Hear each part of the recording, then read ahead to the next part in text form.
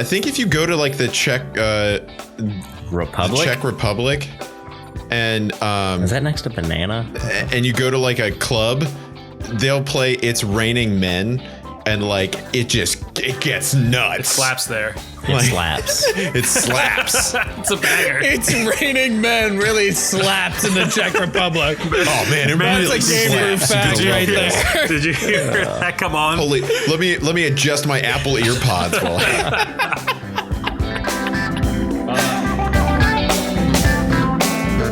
Hello and welcome to the Game Brew Podcast, episode 70. I am your host, Ian Sephiroth Richard, and today I'm joined by Will Kefka Palazzo Shell. Why do I always get the people I don't know quotes for? At least I know who that is, but I don't know any quotes. Chris Ultimisia writes. That sounds like a disease. That kind of does. It does. Do you have Ultimisia? Well, call now. You may be part of a class action lawsuit. Gross. Is this the one from Final Fantasy X? That would eight? be 8. Ultimisia is and 8. Dan Yevon Rotz. You think I'm good, but I'm not. I'm the Final Fantasy X bad guy. On the first half of the podcast, whoa, my God, we'll talk about our favorite weapons in gaming. And then in the second half, Oh my god, I love weapons! and in the second half, we'll talk about what the most important criteria are for rating games and if different games are important. But first, it's time for a beer. I preemptively popped mine open. Sorry. Oh, that's what that sound was. The premature beer popping is totally acceptable. Listen, it happens to a lot of guys. Thanks, Dan. Oh. It's not a huge deal. Just that I've been popping too many beers too quick. Holy shit. I got nothing but head this week. Nice, dude. High five.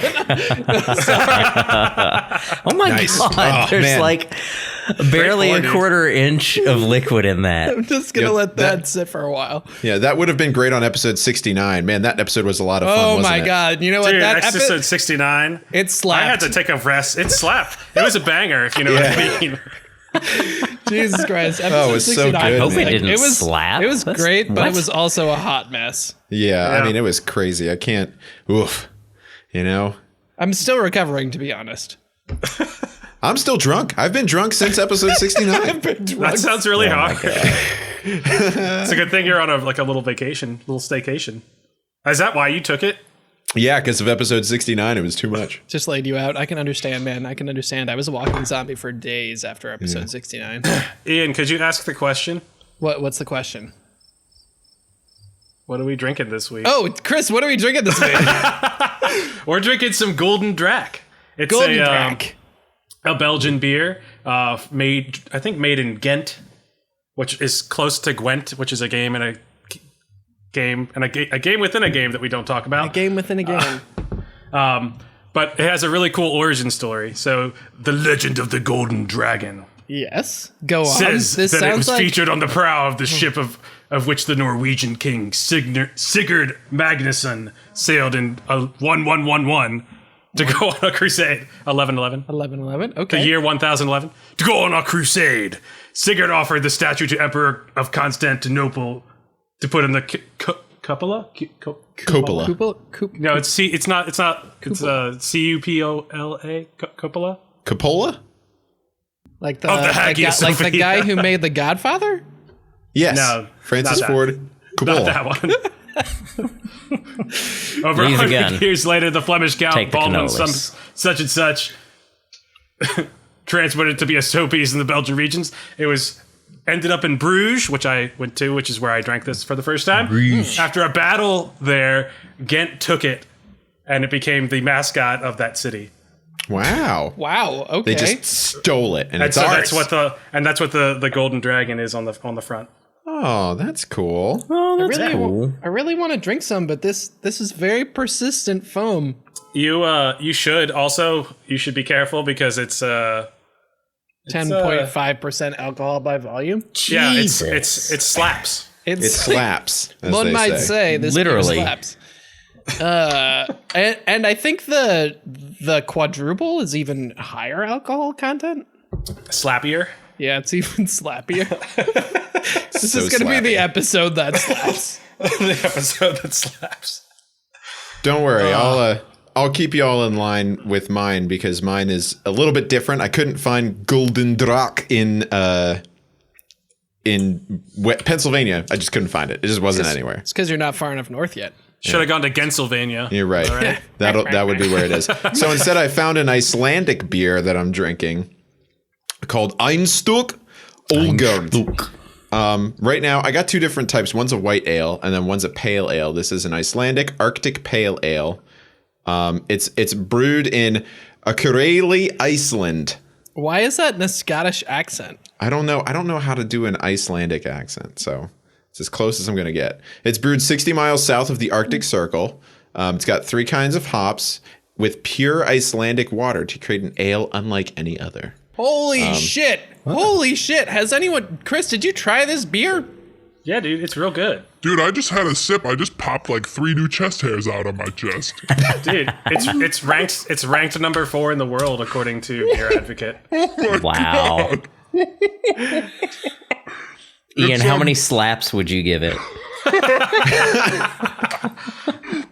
I would give it 5 out of 5 slaps. This is It's a solid beer. I'm like flushed already. The good news is that I drank half of mine already. that alcoholiness good. also comes with a lot of flavor. There's like this baseline of sort of like pretzely, but topped off with like all kinds of like spices. I want to not quite baking spices, but like It's like a delicious sweet pretzel. yeah, it's like a delicious sweet pretzel, like very like a sourdough. not too sweet. It's like- that's sweet. And Will, what are you drinking this week? I am drinking a little thing from the dihydrogen monoxide brewery. Oh, I've heard if you drink too much of that, you'll die. Yeah, you could die from that. You could. Well, I added ice to it. It was a little strong, and it was a little. Watered it down. So I watered it down a little bit, and it. Oh man. It's smoother. It's doing the smoother trick. that way. Yeah, That's it's doing great. the trick that way. So if you try it, I highly recommend ice cubes. All right. Tell us about this game you've been playing this week, Will. This game I've been playing this week? Yeah. Well, first of all, before we get to that, I rolled credits on the new Modern Warfare. I forget if I said Nice. that last week, but if I did. You didn't. I don't think you said you rolled credits. I think you said you were playing it. Yeah, I rolled credits on it. So, it won. So deal with it, Ian. I won. I admit that. I'm not happy about it. And then I Good. immediately thereafter started Horizon Zero Dawn, which is an oldie, but a new one for me. Is that considered an oldie? And I guess it's now. several years old now, yeah. Oh my god, the production value. Holy crap. Like, I expected just to be dropped in this big open world thing. It's like, here you go craft some shit, have fun, there's some trees. But no, the production value is really, really good for anyone who hasn't played it. It's very entertaining. The story has a lot of momentum to it. And it doesn't feel... I hate crafting in games, but this is really well structured to where it actually feels useful and it doesn't feel burdensome to do so. And it feels very highly relevant, and it doesn't slow down the pace. You don't have to take 30 minutes to like craft some shoes so you can hike up a mountain or something. You craft and do stuff as you go, and it's really well designed. Nice. Love the story element so far. It's great. I think I talked about this a while back. Yeah. And I think I described it as the best Far Cry out there. Like it takes like the Far Cry formula and perfects it. Yeah, I can see that. Yeah, I can absolutely see where you get that. Yeah, I was going to say, speaking of games that are other games, I've been playing Jedi Fallen Order this week, over the last 2 weeks, and I finished it. 20 hours. Was that for you? Yeah. 20? 20. All right. And that's some long points for that. 95% completion, yeah. Tell us how it feels to once again contribute to the giant horrible monster that is EA. Do you feel good Well, about that? You feel good about where your I money feel went? good about it because Respawn made it, and I like Respawn I Entertainment. do like Respawn. Damn it. And they did a good ass job, dude. They did so good. There's a reason I played it straight through for 20 hours because I was like, this is fun as hell. Like it Yeah. was just awesome to be one. It's a Star Wars story that feels like it fits in the Star Wars universe because it takes place right after Return of the Jedi. No, I'm sorry. Right after Revenge of the Sith. So it's like Order 66 post that. It's been a while though, so there's still like Yoda's not a baby anymore. Yeah. No, so I want a Baby Yoda game. we gotta see Baby Yoda What, game. Baby what, Yoda do you, Adventures. what do you do with Side Baby note. Yoda? I don't know, make it game? like Frogger. Oh my God. It's just Yoda being hit by like pod speeders or some shit. But the gameplay is really cool because it's a kind of a mix. They took a mixed bag of all the things that work in video games and just put them into one video game. It feels like an Uncharted game because there's a lot of climbing mechanics. There's a lot of really cool exploration things. It's got a kind of Metroid Prime-esque map and exploration system where you get new force powers as you keep playing it. So you can't get to certain areas on certain planets until you have those force powers. So it kind of locks you out of areas until you have them, which is really cool. It kind of builds like hey, I can go back to this place and find a thing, which is why I have 95% completion in the game. I kept going back and forth between all these planets, not necessarily straight through to the end of the story. Yeah, just like they promised, there's no like crazy... Like you have to buy all these microtransactions to do all the thing. Everything you find in the game, like the treasures and collectibles, are all like aesthetic things that you can either put on your ship, on your little droid BD1, who's the cutest little droid in the whole dang world. Your lightsaber that you use, you can customize different parts of it. It turns into a bunch of different things. Chris saw a few things whenever he was watching me play the other day, because like it starts as a regular lightsaber and then things change. Oh yeah, that was awesome. Was anyone gonna? When you got that, we were both just like, oh, that's so rad cool. shit. There's something even cooler that happens after that too, Chris. Really? Yeah. I How don't know. can it be more rad than that? Do you want to know? No. Well, No. well, because I'm kind of No. planning on playing it at some point. Okay, as you much better as I- play it. Oh, it's The so thing good. is, but honestly though, like I really am trying to not buy games from EA. I feel the same, to be honest. Okay, then don't buy it. Cool, have fun. No, I know, I'm gonna play Jedi Fallen Order because it's a Like- fun game by a company that I like, Respawn Entertainment. I like the studio. I like, yeah. I just, I don't know. It's just I've been hurt so many times, and then this fucking shit with China, and I don't know. Cool. Well, that's on. Then go ahead and don't play it. So But- Dan, if you could just stream that and let us all know ahead of time when you're No, going I'm to be done. streaming it. So, no, sorry, you're I going to have to finished start it. over. No, I finished it. I'm done. You just start over. Yeah, sorry, but I also finished Borderlands 3, so so that's 2 long games, I think. So give me some points. Well, I finished Grim Dawn. Blah, blah, blah, blah. Wait, okay, yeah. You were there. I does that mean I also finished Grim Dawn? Well, you haven't finished all the quests. Yeah, I need to do some of the in between stuff. Yeah, because you were just riding on the coattails. Ian and I have been playing it a pretty good amount recently.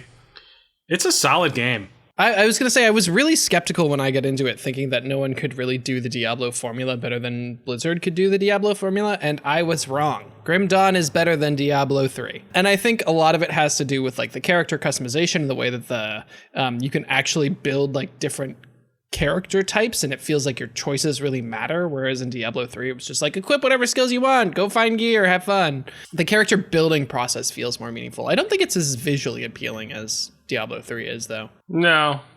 It's a little more, and it's a little more rigid. I feel like the combat's a little more rigid. It's not as fast-paced, I guess. Could be just something that we're missing, but if you're looking for a good looty RPG, I would definitely recommend it. But yeah, the other thing I've been doing, and I wanted to talk about this last week, but we're pretty busy. We had a lot of stuff going on. But I finally got my bass guitar from high school, from my parents' house, since I finally had more space.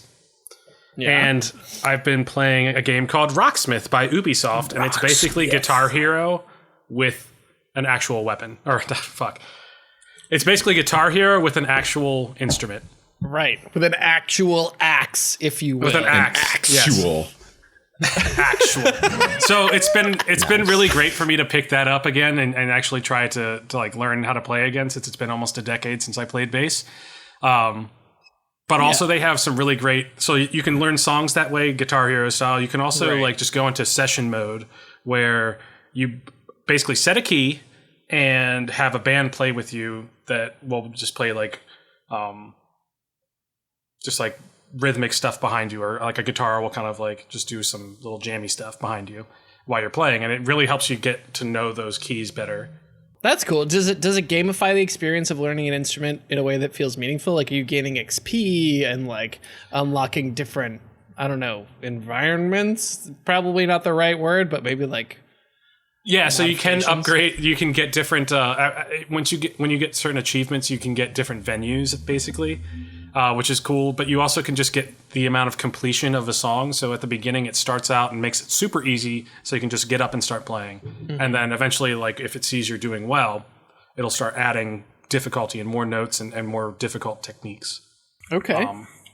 And then there's also a really good custom support system on the internet, so you can download more songs. I won't get into too many details because it's a little bit sketchy. But if you want to know more about that, you can DM me. I'll let you know. Slide into those DMs. I'm a big fan. Okay. I like rock. And my last name is Smith. I've just been playing Grim Dawn with Chris. So then shut up. And that's it. That's pretty much it. So yeah, I think we're done with that. So our We played first, some good stuff recently, guys. yeah, Yeah. On the back. That's good pats For on the back. sure. parts on the back all around. Pats on the back. So our first topic today, we wanted to talk about our favorite weapons in gaming, and we realize this is a topic that has probably been done before, but we haven't done it, and we feel very passionately about some really cool weapons in games. So I want to give it to Chris first and ask Chris to talk about some of his favorite weapons in games, so I can tell him why he's wrong and they're not the best. Maybe just one. Really, just What? anything that explodes is great to me. Yeah, but you can't just say anything that explodes. You got to go with like one particularly explodey thing. The rocket launcher in Halo was always really iconic to me. The rocket launcher in Halo? Yeah, It was rocks. always the thing I went and grabbed. It had the 2 shots, which was awesome. Yeah, I think good later rocks. on it was got the ability to lock on to ghosts and stuff, which was awesome. I really thought you were going to go with the BFG 9000. No, the nuke from Fallout 3. Oh, the Oh, actually, the Fat Man. the fat boy. Fat yeah. Man's cool. Fat Man. I've actually been super enjoying the nuke in Borderlands 3 that is on the rig of my character. Oh, it's so fun whenever that That's goes off and you're in so his great. party. It's so surprising. It's just like, "Wah!" So what is it? Can you explain? So in Borderlands 3, my robot that I get to jump into as my ultimate, I can equip different weapons on it, and one of them is basically I can shoot a nuke. It like blows up my screen every time, and it's super. And It blows like, up my when I'm screen playing every time, too. When I'm playing with Dan, he just hears me like maniacally cackling every time I shoot. I just see a giant explosion, then he just goes, It's just pure joy. It's so much fun to seems- just see that massive. I mean, in real life, it's not cool, but in that, it's awesome. In real life, none of these are cool. Except for get maybe that out the of the crowbar from Half-Life, because it has other purposes. it has totally. it has other uses. You can open up boxes. I got another one. What's your other one? The Lancer assault rifle. Oh, because it has a Oh, chainsaw. The yeah, the chainsaw. Lancer. That was So so cool. satisfying. I mean, cool. the That thing was is really that the good. first time that you use that in Gears, well, actually throughout all of Gears 1, and probably It never throughout got all old. of Gears 2, I was good with it, but then it got old. I it never don't got think old it for ever me. got old. No way. Also, the retro one where you could spear people, that was good too. Yeah, that was Yeah. good. So the Lancer in general. Yeah, in 5, they added a bunch of different types of Lancer too. You can do like they have one that shoots grenades, which it's pretty straightforward. There's also one that like yeah, I think that's really basically it. I think there's one that shoots rockets too, if I'm not mistaken. And in Gears 5, they invented the underbarrel grenade launcher. Way to Which- go. Which Should have been Gears invented by 5. exists, the U.S. but- yeah. Army 30 years ago or whatever. Yeah, it's fine. All right, Dan, what's yours? You got something good? laid on us. Mine is a classic and arguably the best weapon of all time. It is the Master Sword from Legend of Zelda. That's a solid It, one. it Because- is also technically a gun because it has projectile. It does. It does projectile damage whenever I don't you. think Yeah, There are when you have plenty full of health. projectiles that aren't guns, though. I just It don't shoots think things. it's. Well, it's a If it projectile. shoots, it's a No, gun. you shoot- If it you shoots, it's a shoot gun. it. That's what I'm No, calling it. doesn't- Full no, health? No, it's Yeah. not a Full gun. health. So is a bow and arrow a gun? Is Yes. a rubber band gun a gun? A bow and arrow is old shooty gun, like Yes. string It's gun with string pointy gun. sticks. This is Feathered gun. This is a stupid conversation. Yeah. Dan. Feathered Carry on. bullets. But I love the sword because one, it speaks to me emotionally because I love the Legend of Zelda series and I have for a really long time. So it's just always epic whenever you get it in the game. You know, you just Do you prefer the titles in Zelda where you have to like work to get the Master Sword, or are you more like a walk into the, No, I like- No, I like whenever I like Ocarina of Time is probably my favorite instance of it because there is such a big thing that happens. It's more so like, hey, you got the powerful sword that can defeat evil. You grab the sword and then all of a sudden you're 10 years older. Not only is it like this powerful weapon that you got that has the ability to defeat evil, but it's also like it's a moment. it's a moment, and that's really cool. But also And it's also a key. yeah, it's a key. It makes and it can destroy Ganon. And I gotta say, I don't find the Master Sword particularly interesting. it looks cool though. It looks cool. It's but it's like very basic sort of like Excalibur clone kind of. I think it's sword iconic, material. but I'm desensitized to it. Yeah. How do you feel about the big Goron sword, though? Which one? The first one that breaks right away? The No, thing's that's, a piece that's of the shit. giant's knife. Oh, That's the giant's knife. You're right. The big I'm talking Goron about sword. the big Goron sword. I never. It's badass. It's badass, but I never used it because I couldn't use my I shield. always used it. I couldn't use my shield whenever I had it. I guess that's why I got used to That's the difference between Dan and Chris how- right there. 2 times offense, 0 defense. That's exactly right. Oh gosh, I'm a smashy boy. He's a smashy boy. he's a very smashy boy. So yeah, Master Sword for life. For life. So raise your hands if you played the original Titanfall. I mean, yeah. No, it's an audio medium. Everybody is raising their hands. So You fucking tool. do you guys remember the smart pistol from OG Titanfall? That's so smart. I smart. fucking loved the smart pistol. It made me so happy to just like, the thing about the smart pistol is it made you feel cool. Like you're running on a wall, you're like just keeping everybody in this giant reticle, and it's like do, target's acquired. And then you pull the trigger once, it goes pop, pop, pop, pop, and 4 bodies hit the floor. It's just so It was satisfying. training you. It was training you how to be McCree. Yeah. It was Sorry. it was really satisfying. So I just wanted to call that out as a particularly satisfying one. I don't like that because I never used it. Yeah, because same here. What? It was cheese. It was just pure cheesy. cheese. It was not cheese. You could beat the It didn't smart take any pistol skill easily. like shooting a rocket. No, that takes skill. Being What? surgical with a rocket, it was great.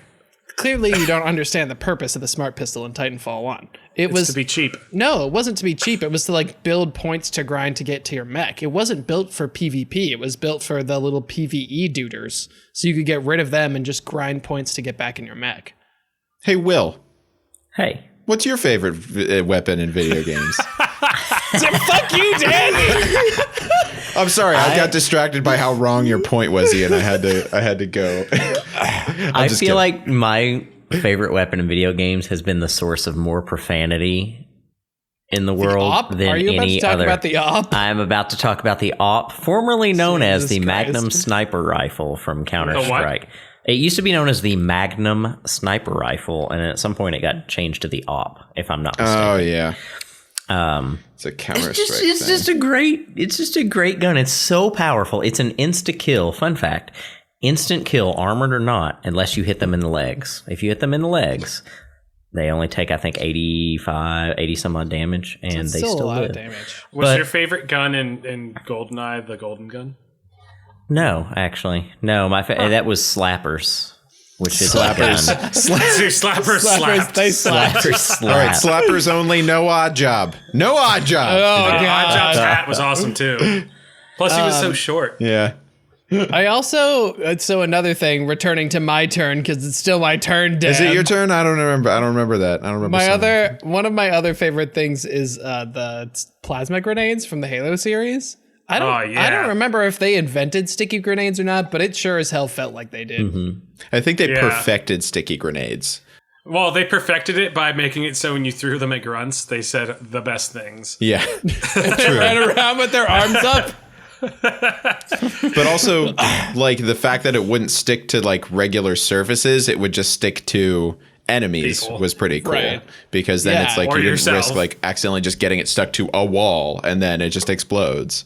Right, and somehow the timing on it was perfect. It was like enough time that there was like suspense able to build. Like the person, if they had a sword and you stuck them with a plasma grenade, they could still kill you with the sword, but then they would die from the plasma grenade. Like, I don't know, there's drama there. I think in Halo, the cool thing about the grenades was that the grenades would set off other grenades. So if a grenade went off around any of those other grenades, it would just explode. It was really, I Right. think that was really Did neat you too. did you guys ever play with like in the new version with like the Master Chief collection? That was hard. Yeah. Have you ever played the Master Chief collection? Yes. No. So, cool Dan, lame Ian. Those are our how did you know our titles? I'm Cool Dan. He's Lame Ian. So you could put name tag. You just did Trump insults. It's lame, Ian. you could put different mods on. So like you could do whenever you shoot grunts in the head or shoot anyone in the head, it just had an explosion of confetti.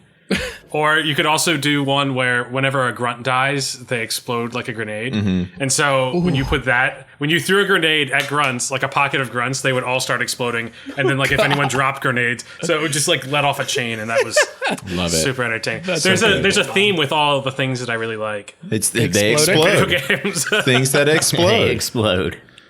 Mine are sharp. Can we talk really quick about the plasma cutter from Dead Space?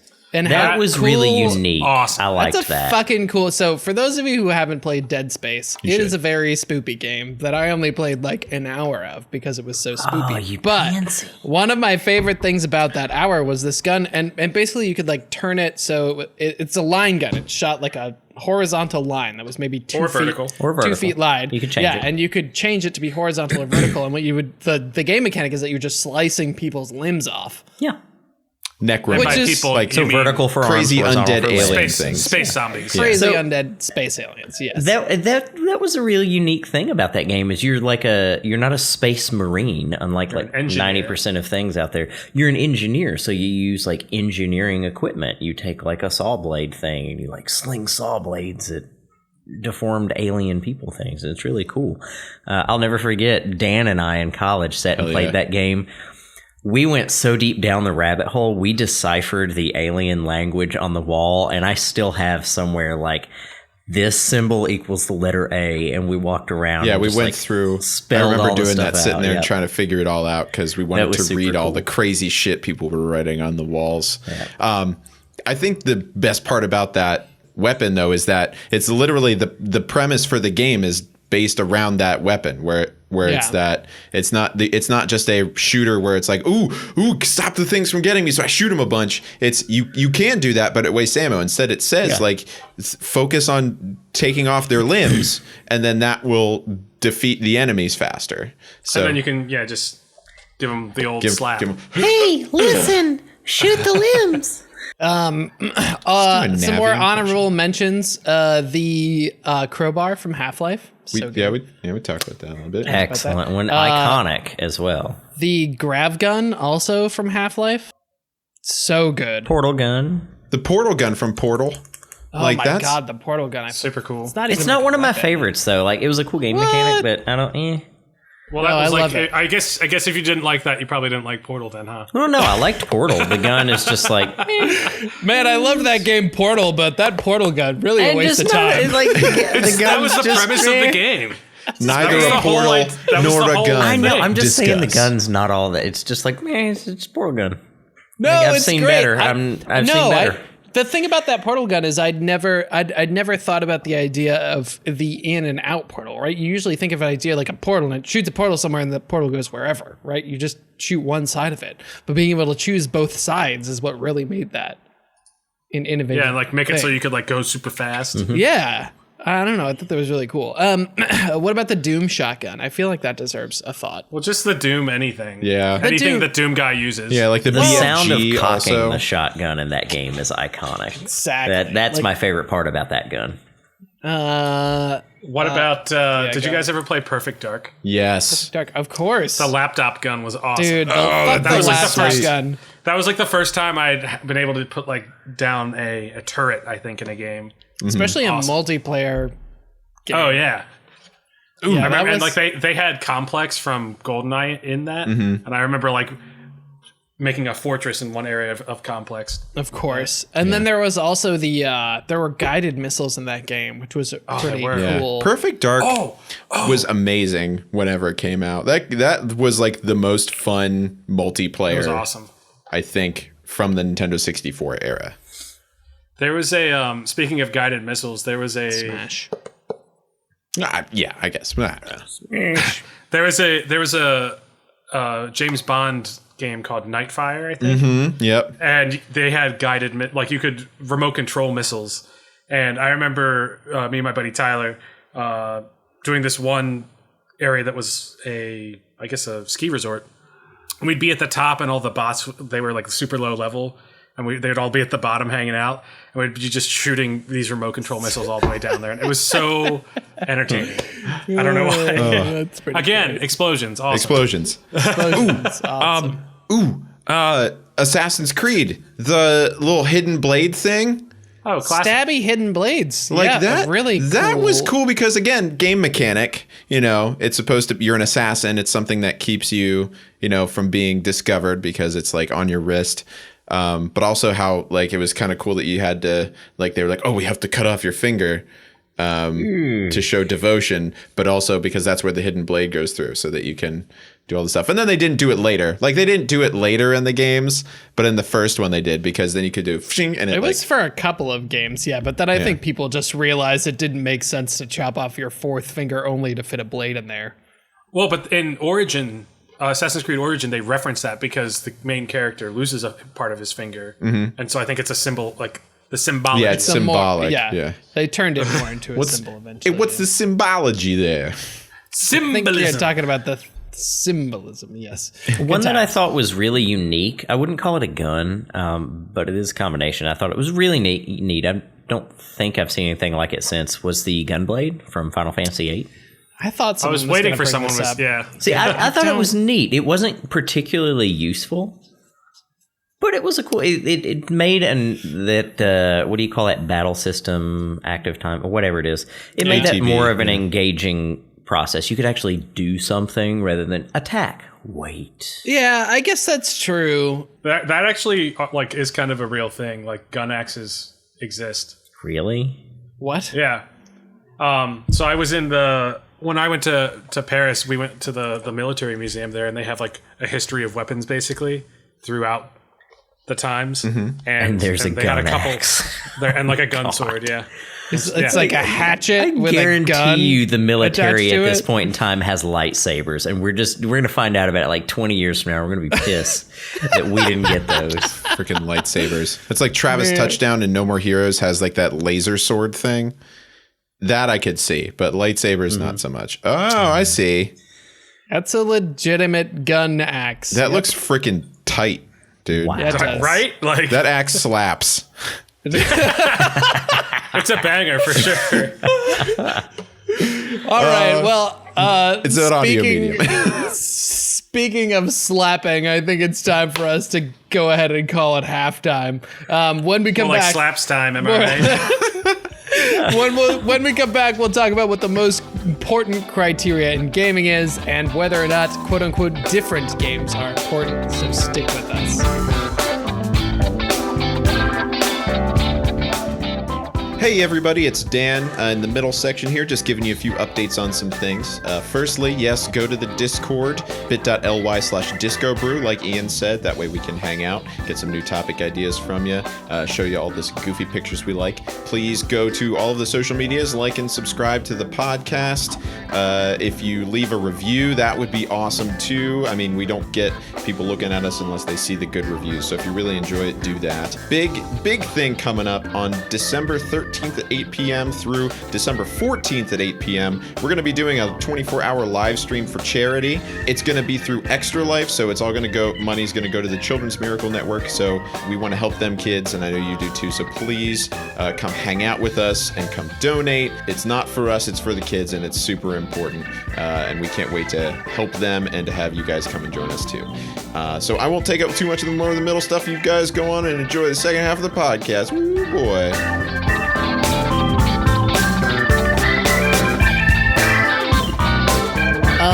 Raise your hand if you want to do the second half of the podcast.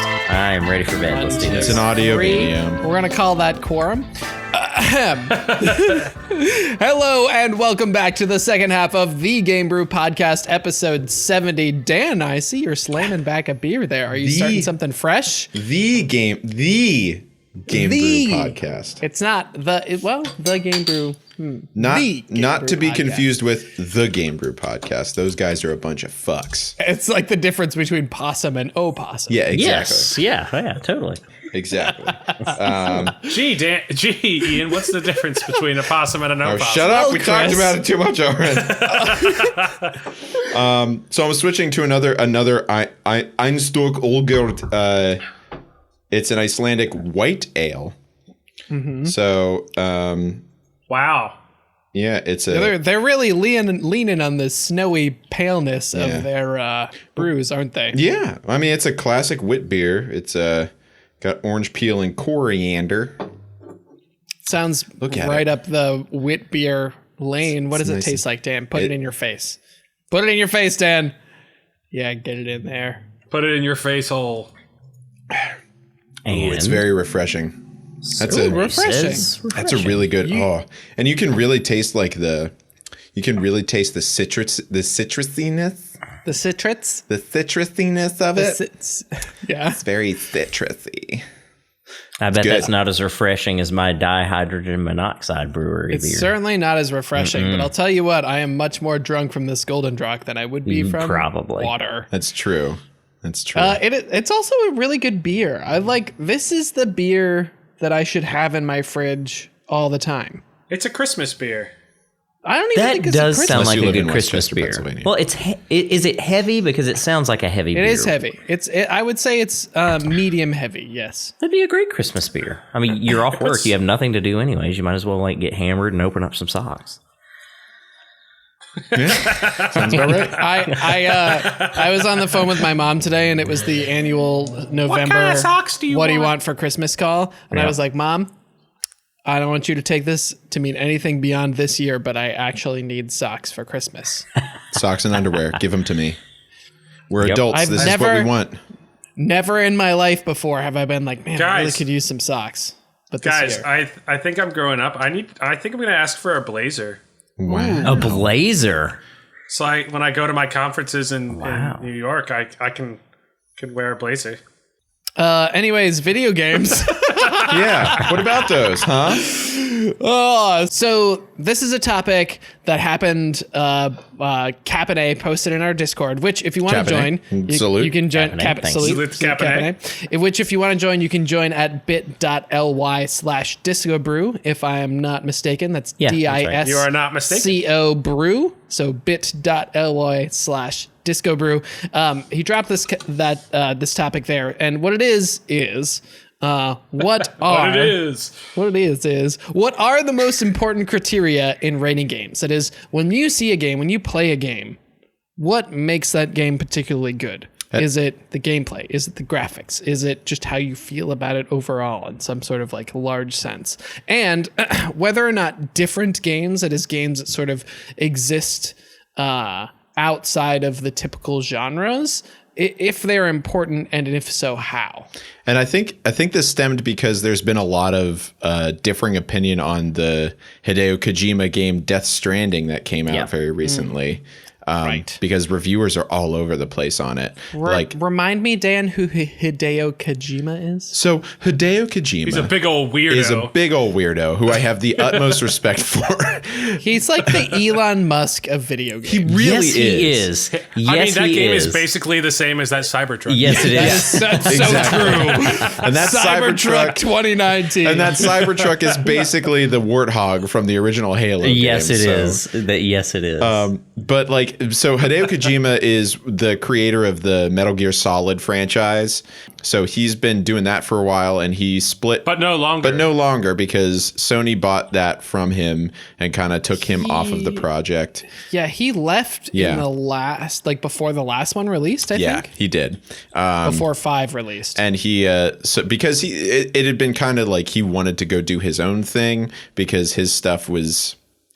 He wanted to go in some different directions, and Sony didn't really want to follow those directions that he was going in. So he decided he'd go out on his own and do his own things. And he has the clout and the money to do so. So more power to you. If you want to go and do your own thing, go for it.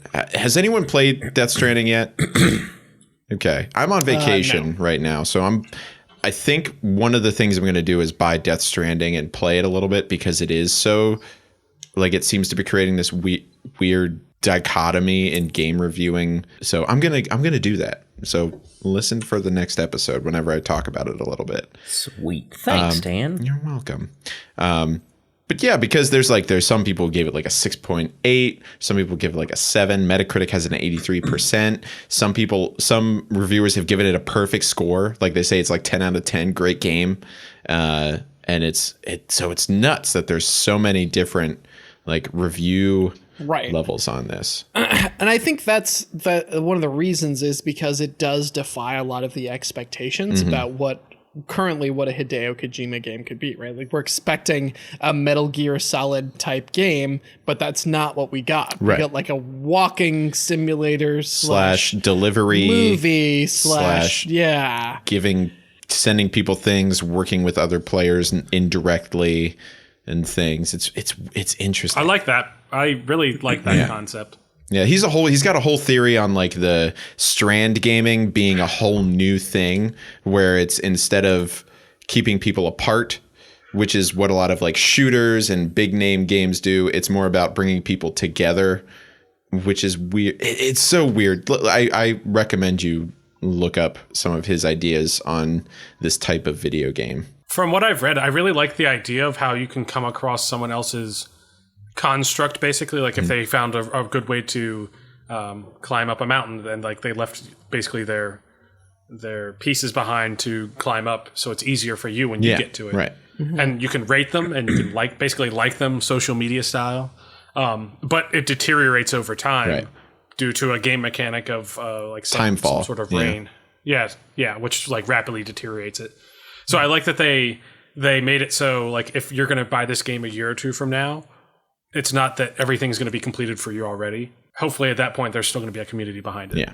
I think this game is a perfect example for analyzing and talking about his question a little bit. Why do you guys think that reviews are all over the place for this? I kind of feel like it's because the most important factor for a review in games or criteria is relative to the individual and what they're looking for. Right. And Ian made a really good point here that Hideo Kojima is a big name. This is not just Joe Blow out of his grandma's basement came out with a new game and there were no expectations. What about Bob's Basement Gaming? Dude, Bob's Basement Gaming is blowing up. But there was there's huge expectations. People pay attention. If I release this game, everybody would be like, Death Stranding is what? And I feel like that's part of it. So what is the most important thing for a Hideo Kojima game is very different, I think, for consumers than what is the most important thing than for a shooter game or a platformer, or you know what I mean? And I think maybe that should be maybe then we should have a goal of trying to figure out the criteria that we would use to rate a game. And I think the first thing would be just the amount of fun you're having doing it. Absolutely. The fun factor. But that's so Yeah. hard, though. That's a hard thing like- to quantify. And also there are games that I would not consider fun that I really, really like. Like Firewatch. No, fuck you, Dan. But there are games that are like panned that I have fun playing. Right. Do you think that's more of a categorization that we could call like gameplay? Because like gameplay is a universal thing. Like, if the gameplay is fun, does that make the fun factor fun, or would we call fun factor like its own thing? Because this is all so relative. I feel like It's all relative. Yeah. right. I feel like, Will, your point of our emotional response is probably a really big factor for me. Like, one of the most important criteria for me is an emotional response of some kind. And that's why I sort of strayed away from fun, because like what's left of Edith Finch is not a fun game. I did not have fun playing that game. It didn't make me feel good. It made me feel sad most of the time. And it wasn't particularly like engaging where I felt like successful when I had passed through something. It wasn't that kind of game. But at the same time, I thought it was a really incredibly powerful and moving game, and I would 100% recommend it. So I think emotional response, yes. Fun, probably no. Also, I want to return to Death Stranding for just 1 second and say, I think maybe one of the other reasons that the reviews for it is all over the place is that it doesn't hew to any kind of particular structure. So when you're reviewing a first-person shooter, you're saying, okay, like, how are the movement mechanics? Is there something new? Are they snappy enough? Does it feel responsive? Do the guns feel like they have feedback? There are like all these like sub-points in how to review a first-person shooter that make it easier to give it a number. Right. Whereas a game like Death Stranding, like, I don't know, I've never reviewed a massively multiplayer Delivery walking service. simulator. Yeah, like, I don't know, what is it missing? I have no idea. So I feel that like that probably lends some vagueness to the review. And I wonder if all this is predicated on the fact that a lot of game sites use numbered reviews to review games, like how many spoopy pumpkins, or how, like the 10-point or a 5-point system. You don't see a lot of game sites that just have like, here's a review, read it. Would you prefer something like Rotten Tomatoes that's more, is it good? Will you like this or will you not like it? No, I would prefer something that's a lot more freeform, because Rotten Tomatoes still has like a tomato meter rating. I would prefer something that's really like, here's a narrative about what the game is like. Yeah. Well, so the difference between Rotten Tomatoes and Metacritic is how good it is, I guess, whereas Rotten Tomatoes is how likely you are to like it. Right. So Metacritic, to get down to the numbers part, is just a collection Aggregator. of different ratings. Yeah. Exactly. It's an aggregator. Yeah. Whereas Rotten Tomatoes, I believe, is community response. It's both. both. It's partial. It's basically collecting the positives and negatives. So if let's say that a Metacritic game gets a bunch of 60%, and that's considered positive, it's not very good. But if it got 100%, 60% ratings, it would be a pretty positive Rotten Tomatoes score, because most people liked it. It doesn't measure how much you will like it. It's just how likely you are to like it.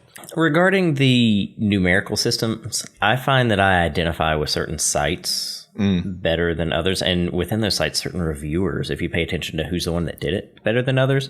But my favorite system, period, if you go back and listen to our episode, it was an early episode on how we buy games, there's a guy on YouTube called ACG, which stands for Angry Centaur Gaming, and he's got a great little community on there. But his whole niche that he's carved out is he reviews games on his categorizations are buy, rent, wait for sale, or never touch. Those are his 4 categorizations. And I find that he does a good job explaining. He's got his own sort of categorizations of audio, gameplay elements, graphics, different things that he goes into. But as he goes through each of those ratings at the end, whatever he's given it, he sort of explains why and reiterates some of his points. And I identify really, really well with him. And I like that. It kind of gives you some options. Like, instead of like a 7.5, it's like, what do I do with that? And he's like, well, why don't you rent it instead of buying it? Right. So aside from like that system where he's kind of giving you a few things, and then we'll come to Dan here, is what do you like about his approach that's not necessarily related to the end outcome? Like, what does he say in his reviews that you feel like he goes really in depth on each of his reviews? First of all, are no less than 10 minutes. Most are 15 to 20 minutes, and he really goes into a lot of detail.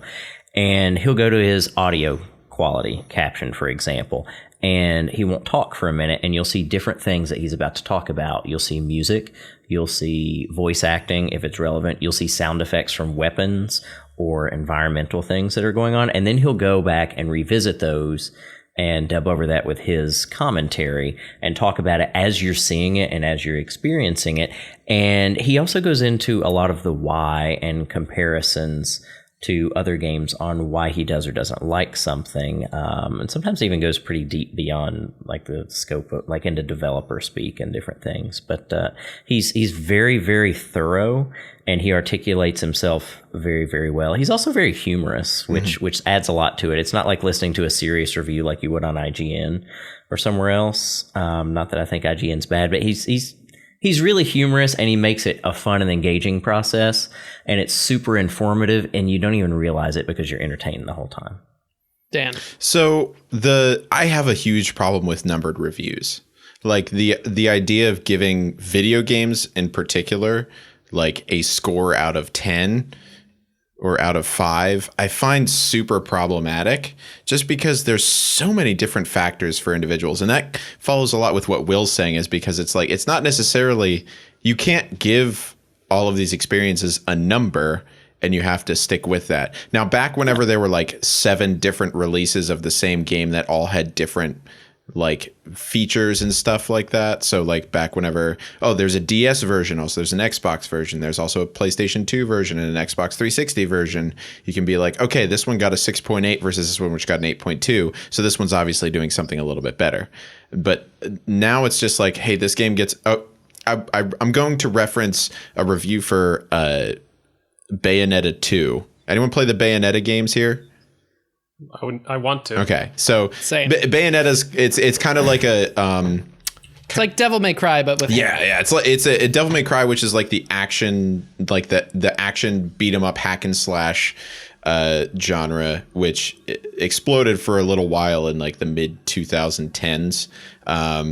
They made the Metal Gear Rising. Yes, I played they did a long time ago. Which was awesome. It's a great game. I highly recommend it. But they're across the board, that game got like 8 out of 10, 9 out of 10, 8.5. But on Polygon, the one guy gave it a 7.5, not because of any gameplay reason. He got a 7.5, excuse me. He gave it a 7.5 because he felt the characters were over sexualized, and that like made his play of the game feel different, which is where I'm like, but does that have anything to do with the gameplay, or does that have something to do with the way that you feel about the gameplay? And like, did you understand how that's built into the story or any of that kind of stuff? And so that's why sometimes it's like, it's on that individual person who's writing the review who says out of 10, it gets this much. And then also it's a 7.5 out of 10. There's like a whole 6 other numbers beneath that. Yeah. That no one ever uses. Yeah, I feel like if I see a game that gets a 6 point something, I'm just like, nah, forget it. Like I don't ever want to touch that. And that's such a shame. I feel like that's a really sad thing, and I kind of hate that about numbered reviews too. Is that like, I wish that someone would tell me something really enticing about a flawed game that I could go and experience, like a new if it's a new and interesting experience and it's a 6.5, I want in. But if I see a 6.5, I'm not going for it. Do you even read the review if you see a 6.5, or do you move along? Sometimes I skip. Probably don't read the review. Yeah. I find that just if it's a game that's on Steam, just going to those reviews can be a little bit better sometimes, because they do have a reputation of review bombing there sometimes. Mm-hmm. Yeah. But in general, like if a game is overwhelmingly positive or just even mostly positive on Steam, it's going to be a decent game So before we go on to the second part of his question, like we've established that it's relative to who's doing the review here, Right. but Yeah. what's the most important thing? I'm just curious, round table here, like what's the most important criteria for each of us? Right? I mean, Ian's already said it's emotional connection. For me, it would probably be, I would have to say probably emotional connection as well, because that's so closely tied to story. But I would have a miserable experience with an amazing story and horrible ass gameplay that I couldn't get through. So, I mean, I would go with usually like I guess gameplay in particular. Like, is when you're playing it, is it easy to do, or do the controls make sense? But then again, I still like the Bloodborne-esque From Software sort of Yeah, stuff. dude, and you also played Getting Over It. I did. Well, but those are games that are, again, it's different. That's why everything's different. It's because different. Still, even though it's a weird, like it's a difficult control scheme, the gameplay is built around it being a difficult control scheme. It's not that it's difficult, it's that is the game, is that it is difficult to control, like the Octodad or Goat Simulator, any of those games where it's like, Dude, hey, Dan this just is... died. Oh, I thought he was responding to the car horns beeping super loud. What? He's still talking. Yeah. We're just going to go with it. We're going to go. Yeah. Hi, Dan. Welcome back. Hi. Yeah, no, you all froze for a little bit, but that's okay. No, you froze. Yeah, basically, shut up. But, but basically what I was saying was that even games that are designed like to be that way, it's still designed to be that way. So Octodad, where it's designed to be crazy and hard to control, it's still designed. So the game works in that gameplay functionality works the right way. So you're saying that your most important criterion is intentionality. Yes. I kind of like that, actually. Thank you. I have good ideas every once in a while. And so this brings us to the idea.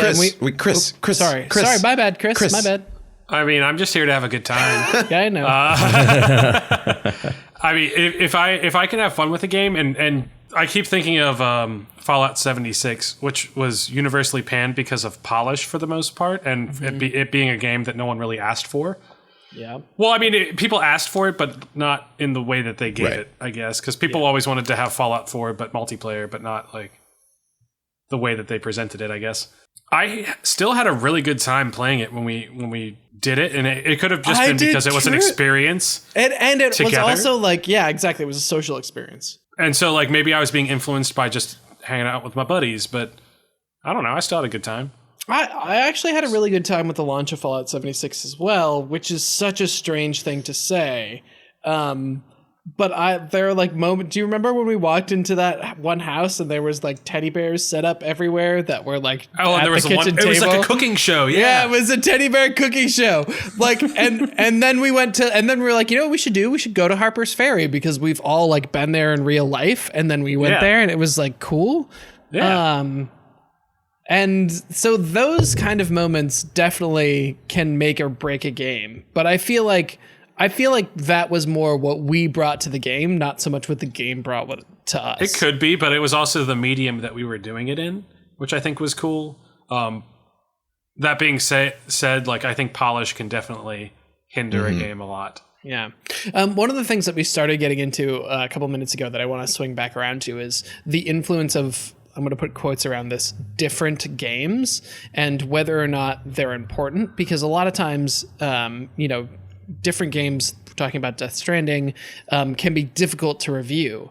But in a lot of ways, it's the games that exist outside of current stereotypes or current genres that end up pushing the industry in a new direction. So if you think about PlayerUnknown's Battlegrounds, that was kind of a new unknown thing that got blown up and is now a staple of the gaming genre, 3 years later, whatever it was. And it was the same thing with like DayZ or something like that, with those like large scale multiplayer zombie survival titles that were a huge thing. So I'm wondering, like, what are some other different games that we're seeing coming out that we think might push things around, or what are some games that have already pushed the gaming community around it from their differentness? Obviously, Death Stranding being one of them. Yeah. Like that Strand. I think Hideo Kojima was like, we're going to see a whole bunch more Strand type games about building connections more in the future. And after it's kind this.